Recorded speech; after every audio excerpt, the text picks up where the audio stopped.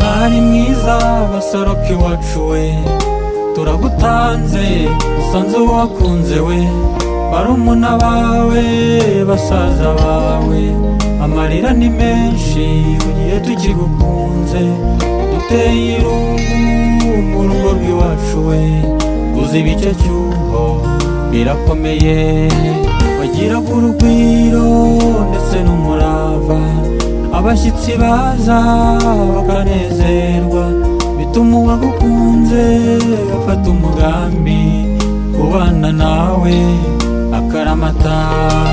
Amahitamo yaje inyamibwa wacu we, wemeye gusiga inshuti n'umuryango, umunsi n'uyu itariki n'ukwezi we, barisangire uwagukunze. Genda mugira amahoro, abagukunda tuzagusura.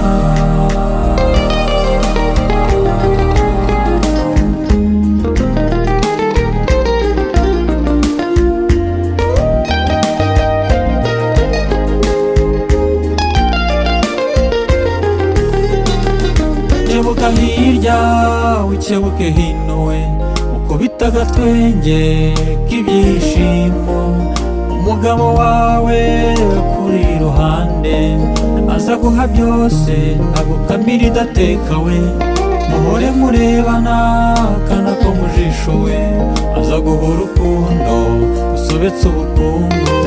Amahitamo yaje inyamibwa wacu we, wemeye gusiga inshuti n'umuryango, umunsi n'uyu itariki n'ukwezi we, bayisangiye uwagukunze. Genda mugira amahoro, abagukunda tuzagusura.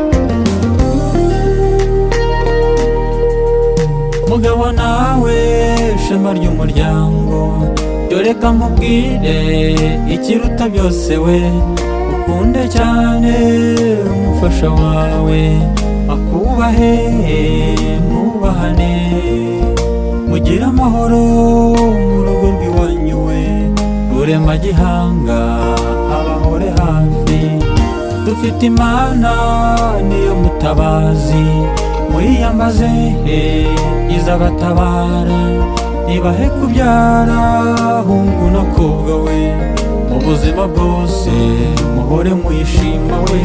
Amahitamo yaje inyamibwa wacu we, wemeye gusiga inshuti n'umuryango, umunsi n'uyu itariki n'ukwezi we, barisangire uwagukunze.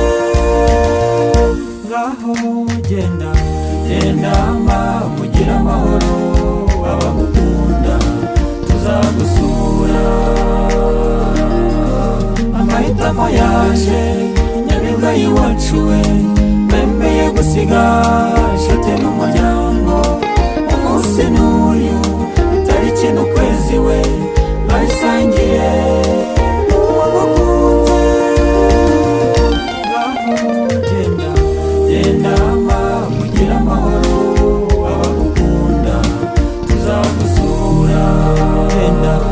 Genda mugira amahoro, abagukunda tuzagusura.